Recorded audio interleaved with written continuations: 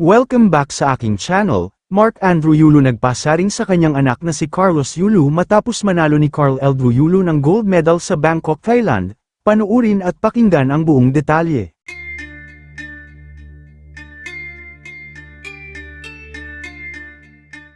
Mukhang hindi pa nga talaga humuhupa ang sama ng loob ni Mark Andrew Yulu sa kanyang anak na si two-time gold medalist Carlos Yulu, dahil sa pagtalikod sa kanila nito nang manalo ito sa Paris Olympics ng gold at mabigyan ng milyon-milyong incentives.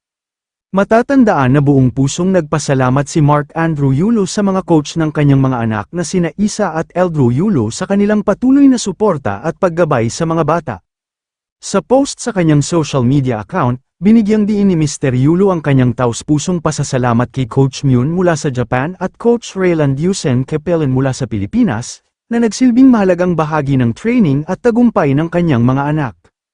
Inihayag niya ang kanyang pangarap na magiging Olympian si Eldrew Yulu katulad ni Carlos at nagpapasalamat sa pagkakaroon ng mga mabubuting mentor na gaya ni Coach Myun, na itinuring ni Mark na mabait at maalaga sa kanyang mga anak, kaya naman labis siyang nagpapasalamat dito.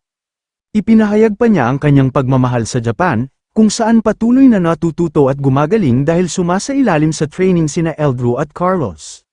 Bukod sa mga coach, nagpahayag din siya ng pasasalamat kay businessman Chavit Singson para sa suportang pinansyal na ibinibigay nito sa pagsasanay at kompetisyon nina Isa at Drew.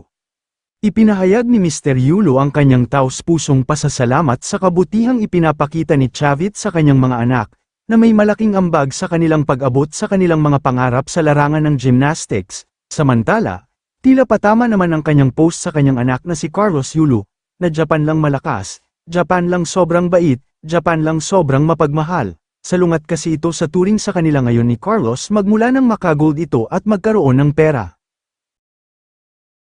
Kayo mga ka-showbiz, anong masasabi nyo sa ating showbiz topic ngayon? Kung may opinion kayo ay magkomento lang kayo sa aking comment section. At syempre kung bago pa lang kayo sa aking channel ay mag-subscribe na kayo para lagi kayong updated sa mga showbiz trends na ina-upload ko. Maraming salamat po.